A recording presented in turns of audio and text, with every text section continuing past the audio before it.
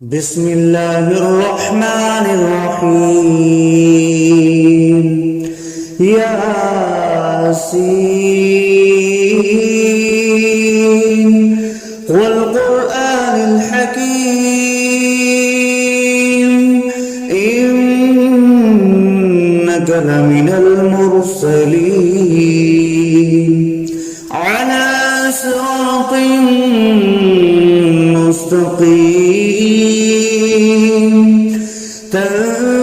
تنزيل العزيز الرحيم لتنذر قوما ما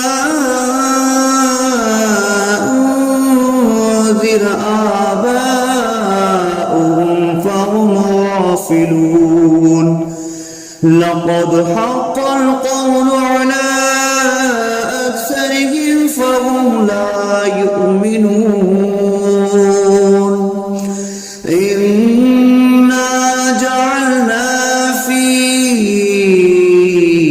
أعناقهم أغلالا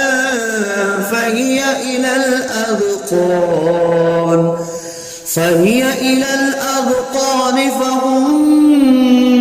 مقمحون وجعلنا من بين أيديهم سدا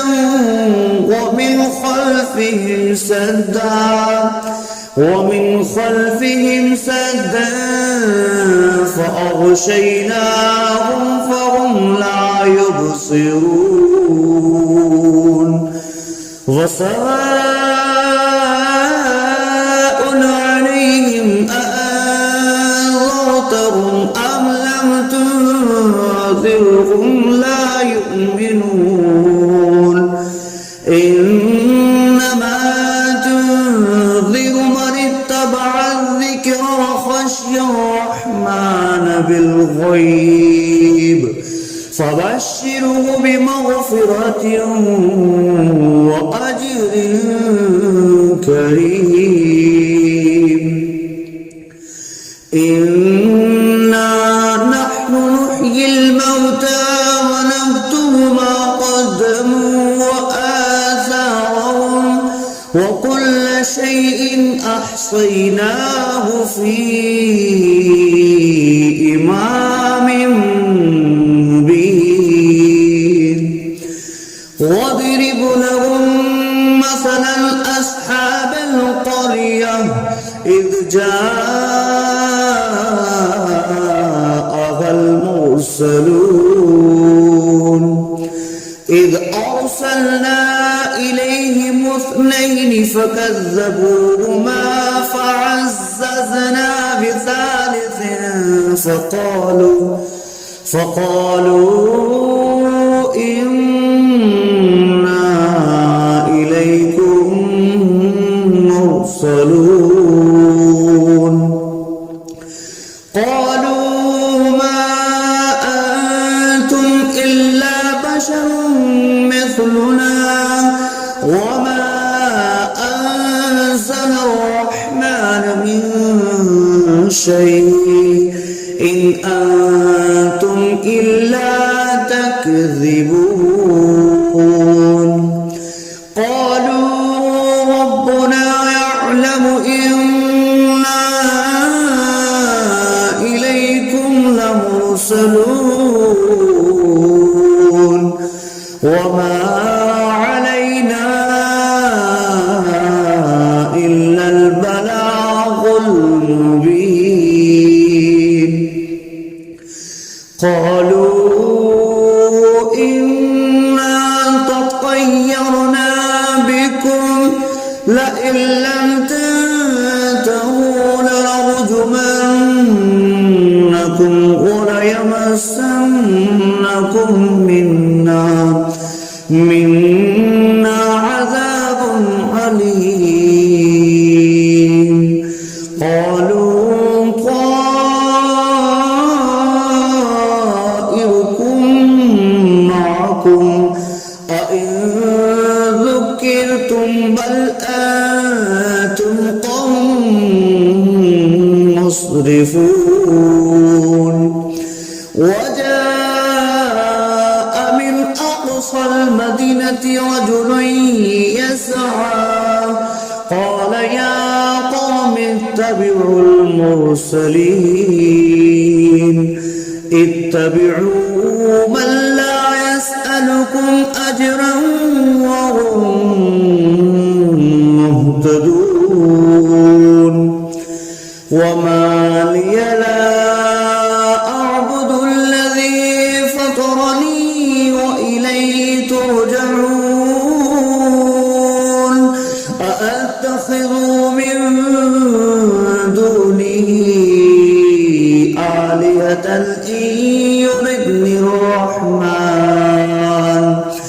إن يردني الرحمن بضر لا تغن عني شفاعتهم شيئا ولا ينقذون إني إذا لفي ضلال مبين إني آمنت بربكم فاسمعون قيل ادخل الجنة قال يا ليت قومي يعلمون بما غفر لي ربي وجعلني من المكرمين وما أنزلنا على قومه من بعده من جند من السماء وما كنا منزلين إن كانت إلا صيحة واحدة فإذا هم خامدون يا حسرة على العباد ما يأتيهم من رسول إلا كانوا به يستهزئون ألم يروا كم أهلكنا قبلهم من القرون أنهم إليهم لا يرجعون وإن كل لما جميع لدينا محضرون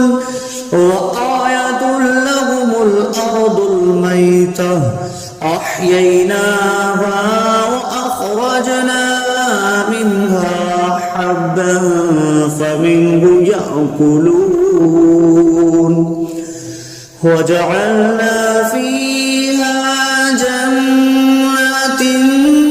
من نخيل وأعناب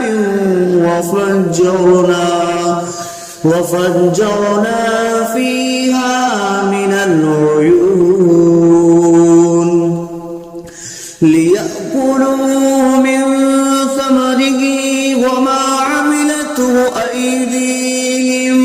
أفلا يشكرون سبحان الذي خلق الأزواج كلها مما تنبت الأرض ومن أنفسهم ومما لا يعلمون وآية لهم الليل نسلخ منه النهار فإذا هم مظلمون والشمس تجري لمستقر لها ذلك تقدير العزيز العليم والقمر قدرناه منازل حتى عاد كالأرجون القديم لا الشمس ينبغي لها أن تدرك الكمال الليل سابق النهار وكل في فلق يسبحون وآية لهم أنا حملنا ذريتهم في الفلك المشحون وخلقنا لهم من مثله ما يركبون وإن نشأ نغرقهم فلا صريخ لهم ولا هم ينقذون إلا رحمة منا ومتاعا إلى حين وإذا قيل لهم اتقوا ما بين أيديكم وما خلفكم لعلكم ترحمون وما تأتيهم من آية من آيات ربهم إلا كانوا عنها معرضين وإذا قيل لهم أنفقوا مما رزقكم الله قال الذين كفروا للذين آمنوا أنطعم من لو يشاء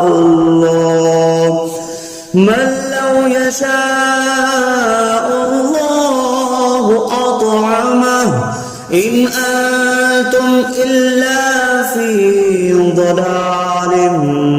مبين ويقولون متى هذا البعد إن كنتم صادقين ما ينظرون إلا صيحة واحدة تأخذهم وهم يخصمون فلا يستطيعون توصية ولا إلى أهلهم يرجعون ونفخ في الصور فإذا هم من الأجداث إلى ربهم ينسلون قالوا يا ويلنا من بعثنا من مرقدنا هذا ما وعد الرحمن وصدق المرسلون إن كانت إلا صيحة واحدة فإذا هم جميع لدينا محضرون فاليوم لا تظلم نفس شيئا ولا تجزون إلا ما كنتم تعملون إن أصحاب الجنة اليوم في شغل فاكهون هم وأزواجهم في ظلال على الأرائك متكئون لهم فيها فاكهة ولهم ما يدعون سلام قولا من رب رحيم وامتازوا اليوم أيها المجرمون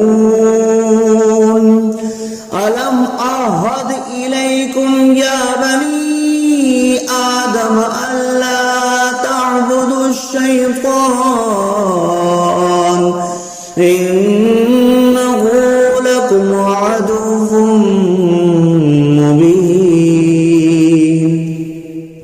وأن اعبدوني هذا صراط مستقيم ولقد أضل منكم جبلا كثيرا أولم تكونوا تعقلون هذه جهنم التي كنتم توعدون اصلوها اليوم بما كنتم تكفرون اليوم نختم على أفواههم وتكلمنا أيديهم وتشهد أرجلهم بما كانوا يكسبون ولو نشاء لطمسنا على أعينهم فاستبقوا الصراط فأنى يبصرون ولو نشاء لمسخناهم على مكانتهم فما استطاعوا مضيا ولا يرجعون ومن نعمره نكسه في الخلق أفلا يعقلون وما علمناه الشعر وما ينبغي له إن هو إلا ذكر وقرآن مبين لينذر من كان حيا ويحق القول على الكافرين أولم يروا أنا خلقنا لهم مما عملت أيدينا أنعاما فهم لها مالكون وظللناها لهم فمنها ركوبهم ومنها يأكلون ولهم فيها منافع ومشارب أفلا يشكرون واتخذوا من دون الله آلهة لعلهم ينصرون لا يستطيعون نصرهم وهم لهم جند محضرون فلا يحزنك قولهم إنا نعلم ما يسرون وما يعلنون أولم ير الإنسان أنا خلقناه من نطفة فإذا هو خصيم مبين وضرب لنا مثلا ونسي خلقه قال من يحيي العظام وهي رميم قل يحييها الذي أنشأها أول مرة وهو بكل خلق عليم الذي جعل لكم من الشجر الأخضر نارا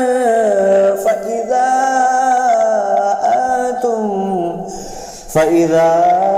أنتم منه توقدون أوليس الذي خلق السماوات والأرض بقادر على أن يخلق مثلهم بلى وهو الخلاق العليم إنما أمره إذا أراد شيئا أن يقول له كن فيكون فسبحان الذي بيده ملكوت كل شيء وإليه ترجعون بسم الله الرحمن الرحيم الرحمن علم القرآن خلق الإنسان علمه البيان الشمس والقمر بحسبان والنجم والشجر يسجدان والسماء رفعها فوضع الميزان ألا تطغوا في الميزان وأقيموا الوزن بالقسط ولا تخسروا الميزان والأرض وضعها للأنام فيها فاكهة والنخل ذات الأكمام والحب ذو العصف والريحان فبأي آلاء ربكما تكذبان خلق الإنسان من صلصال كالفخار وخلق الجان من مارج من نار فبأي آلاء ربكما تكذبان رب المشرقين ورب المغربين فبأي آلاء ربكما تكذبان مرج البحرين يلتقيان بينهما برزخ لا يبغيان فبأي آلاء ربكما تكذبان يخرج منهما اللؤلؤ والمرجان فبأي آلاء ربكما تكذبان وله الجوار المنشآت في البحر كالأعلام فبأي آلاء ربكما تكذبان كل من عليها فان ويبقى وجه ربك ذو الجلال والإكرام فبأي آلاء ربكما تكذبان يسأله ما في السماوات والأرض كل يوم هو في شأن فبأي آلاء ربكما تكذبان سنفرغ لكم أيها الثقلان فبأي آلاء ربكما تكذبان يا معشر الجن والإنس إن استطعتم أن تنفذوا من أقطار السماوات والأرض فانفذوا لا تنفذون إلا بسلطان فبأي آلاء ربكما تكذبان يرسل عليكما شواظ من نار ونحاس فلا تنتصران فبأي آلاء ربكما تكذبان فإذا انشقت السماء فكانت وردة كالدهان فبأي آلاء ربكما تكذبان فيومئذ لا يسأل عن ذنبه إنس ولا جان فبأي آلاء ربكما تكذبان يعرف المجرمون بسيماهم فيؤخذ بالنواسي والأقدام فبأي آلاء ربكما تكذبان هذه جهنم التي يكذب بها المجرمون يطوفون بينها وبين حميم آن فبأي آلاء ربكما تكذبان ولمن خاف مقام ربه جنتان فبأي آلاء ربكما تكذبان ذواتا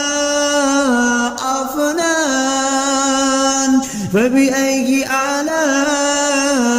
ربكما ربكما تكذبان فيهما عينان تجريان فبأي آلاء ربكما تكذبان فيهما من كل فاكهة زوجان فبأي آلاء ربكما تكذبان متكئين على فرش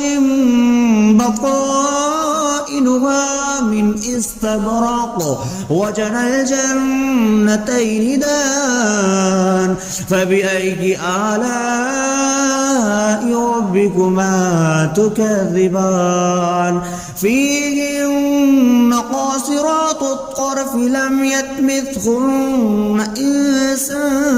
قبلهم ولا جان فبأي آلاء ربكما تكذبان كأنهن الياقوت والمرجان فبأي آلاء ربكما تكذبان هل جزاء الإحسان إلا الإحسان فبأي آلاء ربكما تكذبان ومن دونهما جنتان فبأي آلاء ربكما تكذبان مدهامتان فبأي آلاء ربكما تكذبان فيهما عينان نضختان فبأي آلاء ربكما تكذبان فيهما فاكهة ونخل والرمان فبأي آلاء ربكما تكذبان فيهن خيرات حسان فبأي آلاء ربكما تكذبان حور مقصورات في الخيام فبأي آلاء ربكما تكذبان لم يطمثهن إنس قبلهم ولا جان فبأي آلاء ربكما تكذبان متكئين على رفرف خضر وعبقري حسان فبأي آلاء ربكما تكذبان تبارك اسم ربك ذي الجلال والإكرام.